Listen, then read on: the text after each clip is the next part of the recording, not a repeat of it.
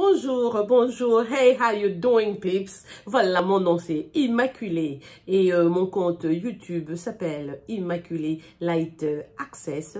Si vous venez juste de me découvrir, n'hésitez pas, faites-vous abonner sur ma chaîne Immaculée Light Access en le faisant cliquer sur la sonnette qui est à droite de l'écran pour des notifications. Que mon Dieu vous bénisse partout où vous êtes. Aimez, likez, rejoignez notre famille. Nous sommes des gens très gentils. Nous ne sommes pas que ça, nous sommes aussi intelligents. Nous sommes aussi beaux, nous avons aussi la mélanine sur la peau. Et nous sommes africains et africaines. Voilà, là, votre soeur. En tout cas, partout où vous êtes, voilà, je vais encore citer les noms de mes pays africains préférés. Le Congo-Kinshasa, le Cameroun, la Côte d'Ivoire, le Sénégal, le Togo, le Burkina Faso, le Tchad, le Congo-Brazzaville, la Guinée équatoriale, Guinée-Bissau, le Ghana, le Nigeria, et la Gambie, le Mozambique, l'Afrique du Sud. Hey, j'ai vécu là, ça c'est mon pays. L'Angola, Cabo Verde, j'ai été là, et le Kenya, Bari, et la Tanzanie, hey. Quel autre pays, je ne sais pas. Oh, le Rwanda, le Ouganda et le Burundi, le Soudan, la République centrafricaine et j'en passe. Je sais que je connais. Oh, l'Éthiopie et l'Érythrée, j'ai été là aussi, hein, là où j'ai vécu. En tout cas, un jour je vous parlerai de ma vie parce que moi j'ai vraiment fait la ronde de l'Afrique avant de venir m'installer aux États-Unis et partout en Afrique, il fait beau. Voilà, le Mali aussi, j'ai pas oublié et voilà donc votre soeur, ce matin, j'ai prévu de vous parler de ce qui se passe aux États-Unis en ce moment-ci d'une façon économique. Voilà, il s'avère que juste quand la pandémie a déclenché, on a commencé à constater qu'il y avait plus de pièces de monnaie. Des coins, there are no more coins anywhere in US. Donc, d'habitude, moi, quand j'étais venue aux États-Unis, il y a exactement 18 ans, je m'étais toujours demandé pourquoi le prix chaque fois devait être, par exemple, un truc qui coûte $2,99. Donc, il n'y a pas un chiffre ou un montant exact. Il y a toujours virgule avec des centimes, virgule avec des centimes. Ça m'avait étonné parce que d'où je venais du Congo, déjà ça faisait des années, il y avait même longtemps, j'ai entendu l'histoire des pièces et tout, j'ai pas vécu ça, j'ai pas connu les pièces au Congo, mais je sais que dans le temps, quand les gens ont utilisé les makuta, les pièces donc étaient là, mais on les avait abandonnées depuis longtemps. Mais quand j'arrive aux États-Unis, je me suis rendu compte que non, on continue à utiliser donc des centimes. J'ai posé la question, je suis une dame très très curieuse, on m'a dit que non, c'est ce qui balance la monnaie, c'est pour l'équilibre de la monnaie. Le sens là qu'on te retourne. Alors, parce que je suis aussi, je connais quand même pas mal de trucs en économie, je voulais savoir vraiment qui a trouvé cette histoire de dire que si tu payes un truc à $2,99, le sens là qu'on va te retourner, ça va balancer où? Quoi? Tu peux pas acheter quoi que ce soit avec one cent. Alors je me posais des questions et voilà que là, comme je suis en train de soupçonner, c'est comme si on commence à se rendre compte petit à petit que, je sais pas, dire tout haut que c'est la fin du capitalisme. Parce que le capitalisme, comme vous le savez, vous travaillez pour les intérêts, vous accumulez, vous dépensez. En fait, le capitalisme, c'est vraiment une société de consommation où les gens travaillent beaucoup, vous faites de l'argent, vous achetez, vous dépensez, vous gagnez, vous dépensez, vous gagnez. C'est un peu ça que ça marche. Alors, à cause de ça, ça a rendu les gens très, très, très égoïstes, que beaucoup de gens qui font de l'argent les gardent carrément chez eux pour eux-mêmes. Même s'ils ont des comptes bancaires, c'est des gens qui participent peu au développement du monde en soi. Donc, à force d'accumuler toutes ces ressources pendant des années, en fait, quand j'étais petite, au Congo, déjà, on nous disait que non, en fait, la réserve américaine est toujours d'un siècle. C'est toujours d'un siècle. Donc, vous accumulez les ressources pendant 100 ans. Vous mettez ça en réserve. Vous dites qu'en cas de désastre naturel, du genre pandémie comme on est en train de vivre aujourd'hui, vous serez à même de prendre en charge vos citoyens. Bon, voilà. La pandémie est arrivée. On n'a pas vraiment vu cette assistance. Jusqu'aujourd'hui, quand les démocrates et les républicains vont en réunion, ils sortent toujours en queue de poisson. Ils sont en train de se lancer la pierre. Ah non, c'est la faute aux démocrates, c'est la faute aux républicains. Ils ne sont pas encore prêts pour commencer à lancer ces... Comment je vais appeler ce stimulus et tout. Donc, du coup, tout le monde dans son coin a appris à jocoler. Parce que eux, ils croient que, bon, ben voilà, tout le monde qui a travaillé a l'argent du chômage et tout. Mais ils oublient qu'il y a aussi des gens qui, pendant que cela était arrivé, n'étaient pas embauchés. Des gens qui ne travaillent pas. Ça veut dire qu'il y a aussi des gens qui n'ont vraiment pas de ressources, zéro ressource. Et vous pouvez vous demander, vous renseigner auprès des gens qui sont ici aux États-Unis pour voir quelqu'un qui a vraiment l'argent comme ça, qui garde en manque. C'est difficile. Parce que plus tu fais, plus l'État récupère. Souvent, on arrive tout seulement à nouer les deux bouts du mois. On n'a pas d'argent que l'on met de côté. Si ça t'arrivait d'avoir cela, je sais pas, tu feras bien par dépenser. Nous sommes d'Africains, il y a toujours des choses qui arrivent au niveau de la famille. Même nous qui sommes parents et tout. Il y a toujours des imprévu et tu dépenses tout. Souvent, on vit seulement, comment on dit, chèque par chèque. Ce que tu as, tu dépenses, le peu que tu mets de côté, il y aura toujours quelque chose qui va arriver, qui va te pousser à dépenser cela. Maintenant, ce manque de quotas, si vous ne le savez pas, dans certains États, on te demande déjà, par exemple, un ami qui est à Utah m'a dit, il était en train d'acheter le carburant, on a refusé de lui vendre le carburant avec les cash. Et si demain, on dévaluait la monnaie? Et si demain, le dollar n'existait pas? Avez-vous déjà pensé à ça? Parce qu'il y a anguille sous roche. Il y a des États, comme je vous ai dit déjà, au sud là, on te dit carrément, tu peux amener tous les cash que tu as. On va te donner une carte. Moi, il y a à peu près un mois, ma banque m'a contacté pour me dire que non, dans 3 semaines, le système sera différent. Tu ne vas plus avoir besoin de cette carte. L'argent, les cash, ce sera plus comme ça et tout. On va vous donner un truc spécial. Alors, je me demande, c'est quel truc spécial? Et récemment, je venais de perdre ma carte de... Je n'avais pas perdu, je devais changer parce que vous savez, quand vous achetez des trucs sur Internet, on a vos contacts et tout. Alors, ils vous envoient autant de publicités. Aux États-Unis, il y a toujours un système de beaucoup de gens qui se sont arnaqués sur Internet. Tu achètes un truc, mais tu n'as pas bien lu parce que nous, on est francophones. Quand tu as trouvé quelque chose qui est en train de défiler sur ta page, tu commandes, tu achètes. Et puis, après, quand tu vas recevoir ça, tu regardes qu'en bas, là, quelque part, on avait dit que c'était un achat automatique. Ça veut dire chaque mois, on commence à t'envoyer ce truc-là. Et quand on te l'envoie, donc, on soutire l'argent de ton compte. Et pourtant, toi, tu voulais acheter ça seulement une fois. Donc, du coup, je suis allée à la banque. J'ai dit non, vous devez arrêter. J'avais acheté ce médicament pour quelqu'un qui est en Afrique. J'en avais pas besoin, mais voilà. Donc, je n'ai pas besoin d'une autre, d'une autre commande. Je ne veux pas qu'ils continuent à m'envoyer. C'était pas un achat automatique. Pour cela, ils ont dit non, normalement, on te dirait de les contacter. J'avais déjà contacté ces gens-là, mais ils m'ont pas répondu. Donc, ma banque m'a proposé carrément de changer ma carte. Alors, ils m'ont donné une carte spéciale, très différente de toutes les cartes de crédit que j'ai déjà eues aux États-Unis. Elle est vraiment petite. Elle n'a pas de... En tout cas, ça ne pèse pas. Il y a vraiment rien. Tu sens... C'est comme si c'était vraiment rien. C'est comme si c'était du papier et tout. C'est tout petit ici. Et ils ont dit, bon, ben voilà, ben, de toute façon, d'ici là, on n'aura plus à utiliser les anciennes cartes et tout ça. C'est ce que tu as.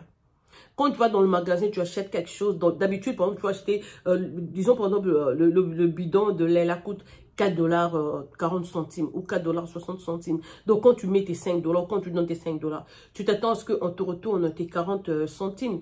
Maintenant, on ne te retourne pas automatiquement. On te dit, non, voilà, on donne ça à telle charité. On donne ça. Quand tu fais sur les machines automatiquement, on te pose la question, tu veux donner ça à la charité. Maintenant, carrément, avant d'acheter, tu trouves qu'ils ont déjà mis devant les machines que non, voilà, essaye d'avoir la monnaie exacte parce que nous, on ne va pas te retourner quoi que ce soit. C'est comme si toutes les pièces qui étaient entrées ou qui entrent en banque ne ressortent plus. Pour dire carrément, on n'aura plus affaire à des pièces. Les pennies, nickels, dimes, quarters, tout ça, ça va disparaître sur le marché. Parce que déjà, il n'y en a pas. Apparemment, c'est comme si quand tout ça allait en banque, on ne le sort plus. C'est petit à petit qu'on est en train d'arrêter ce système de centimes et tout, des pièces. Et puis après, on verra avec les dollars.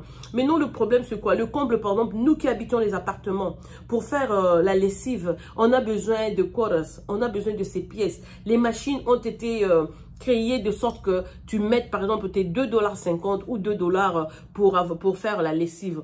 Maintenant, quand tu vas acheter, il n'y a pas de monnaie en retour. Donc, on te retourne rien et tout. Tu arrives à la maison, tu as besoin des pièces pour faire la lessive. Et voilà, tu y es donc coincé. Donc, du coup, on nous demande presque, on nous oblige donc à commencer à sortir. Je dois quitter mon immeuble, conduire, par exemple, je peux dire à partir de chez moi, je dois conduire 10 minutes pour arriver là où il y a une autre buanderie. Là où moi, je peux mettre 10 $, ils vont me donner les tokens. Les tokens, c'est presque l'équivalence de l'argent en pièces que tu peux faire entrer dans la machine pour faire la lessive. Ailleurs, il y a des coins où tu peux acheter, tu peux changer des tokens et l'argent. Il y avait même des machines dans le temps. Mais là, c'est spécial. C'est juste pour ce truc, pour leur compagnie. Je pense pas que les tokens d'un endroit peut fonctionner. Je sais même pas. Le token, c'est l'équivalence d'argent. Maintenant là que j'entends beaucoup de gens parler de cryptocurrency, on ne sait pas quand est-ce que ça verra le jour, comment est-ce que le monde va évoluer à partir de ça. Pendant que nous, les présidents africains, cherchent à postuler le 3e mandat et tout, ceux qui ont 80 ans veulent revenir au pouvoir, le monde change. C'est un vent qui est venu, un vent économique au fait. Petit à petit, vous allez voir quand la pandémie va finir, quand l'économie américaine va reprendre, les choses ne seront plus comme avant. Beaucoup de choses vont changer. Juste la disparition déjà de cet argent aux États-Unis et dire que non, tu peux te promener avec ta banque à la main, mais sans rien, tu peux entrer. Je ne sais pas comment, on a déjà ces puces 5G sur nous. On va faire tout ça comment? Ça m'inquiète un peu, ça m'inquiète. Peu de gens en parlent. Vous allez voir quelques vidéos sur YouTube faire allusion à ça. Mais je ne sais pas si on va un jour se réveiller, on dit non, voilà, le dollar désormais, c'est plus comme cela. On a remplacé ça par ceci. C'est pour cela qu'on a commencé par faire disparaître d'abord les pièces de monnaie. Et c'est un peu ça. Donc, je ne sais même pas dire qu'est-ce qu'il y a à l'horizon. On va nous proposer quoi? Ça va aller comment? Est-ce que le dollar va perdre sa place et tout et tout? Ce qui est sûr, c'est qu'on est arrivé presque à la fin du capitalisme. Parce que si tu regardes, tu as accumulé. À force de dépenser peut-être peu, le reste que tu as eu est où? Et où en cas de besoin, quand tu n'as pas su donner quoi que ce soit. Et jusqu'aujourd'hui, on voit que certains pays souffrent énormément. D'où je viens, au Congo, en tout cas, je viens du Congo. Et la crise, je ne sais pas, c'est une disette terrible. Je n'ai pas à vous faire les détails. Et c'est pas seulement le Congo, donc pas mal de pays, pas seulement des pays africains, il y a aussi des pays de l'Europe de l'Est qui souffrent énormément. Je peux vous en citer quelques-uns. Et n'en parlons pas du monde arabe et tout, ils sont riches et tout, mais leur vie jusqu'au... Vous avez vu le Liban, non? Ce qui est arrivé, bah, vous voyez aussi la réalité, c'est pas toujours ce que l'on croit parfois. Donc voilà, le monde est un peu déséquilibré. Je crois qu'on serait au point où chaque pays doit faire des efforts personnels, d'essayer de se développer soi-même, d'éviter la dépendance extérieure et de commencer à mettre aussi de côté, surtout à focaliser sur l'éducation des gens. Parce que quand vous avez des gens intelligents, n'importe quand vous pouvez danser avec le vent. Les intempéries viennent du côté gauche, voilà, on va aller à droite. Ça vient de droite, on doit aller à gauche. Si vous êtes là comme des observateurs, vous attendez qu'une autre personne puisse prendre décision à votre place, je vous dis que ça pourrait être catastrophique.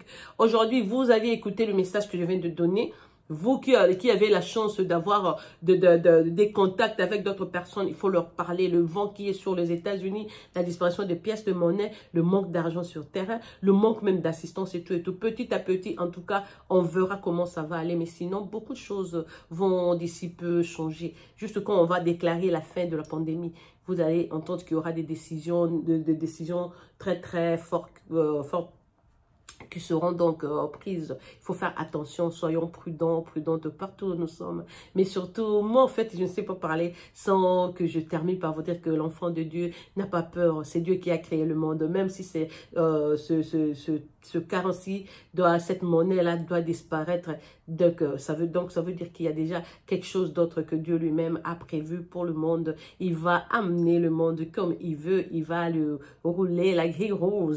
Il va nous amener comme il veut et nous dire que non, voilà, ceci a expiré, voilà, à partir d'aujourd'hui pour mes enfants, je veux que ce soit ceci, cela qui va aller de l'avant et ils prendront donc décision, ce qui sera pas intéressant pour ces enfants au nom de Jésus. Déjà là, je les casse et à vous autres aussi, n'oubliez pas de prier, quand tu pries, Dieu te donne la paix. Aujourd'hui matin, j'ai oublié, je fais toujours ma routine de prière, mais ce matin, hier, j'ai joué au tennis, j'étais censée rester éveillée jusqu'à 23 h, aller chercher ma fille au boulot. Quand je suis revenue, voilà, j'étais knocked out.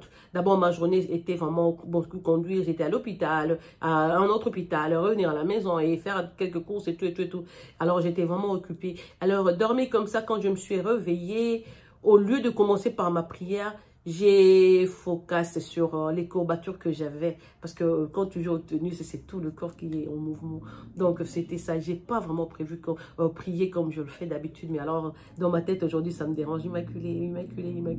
Alors, je me dis avant de dormir, je vais peut-être doubler le temps et donner donc un peu plus de temps à la prière. Voilà tout ce que j'avais à partager avec vous aujourd'hui. N'oubliez pas de donner la paix, la joie. Juste un simple sourire peut faire la joie d'une autre personne que tu ne connais pas. Une personne qui en a juste besoin, une personne qui veut avoir cette chaleur-là. Il y a des gens que vous voyez là qui sont seuls, qui vont solo. Et juste te rencontrer, tu fais un sourire voilà, ça peut faire la vie à beaucoup de gens. Ce sont des gens très positifs et Dieu vous aime énormément. En tout cas, les Africains, je vais vous parler aussi prochainement de l'innovation. Faut pas juste, il y a beaucoup de gens, quand vous regardez sur Internet, tu regardes, mais ça, on avait ça quand on était petit. Pourquoi nous-mêmes, on ne crée pas ça? Il faut faire attention, il faut éviter la dépendance des gens qui sont déjà développés. Quand ils viendront, ils vont faire semblant de vous aider, mais en dessous, là, ils sont en train de vous voler. Voilà tout ce que j'avais donc prévu pour aujourd'hui. C'était votre sœur Immaculée Malouane qui vous aime, vous chouchoute et vous apprivoise à outrance. Encore une fois de plus, que Dieu vous bénisse. Ceux qui peuvent, en tout cas vous qui êtes en Afrique, en France, là, il n'y a pas de confinement, il faut aller toujours prier, il faut aller à l'église. Et si vous ne voulez pas aller à l'église, n'oubliez pas de prier à la maison. Bon ben voilà, je vous aime et passez un excellent week-end. Au revoir, bisous. C'est de la part de votre sœur.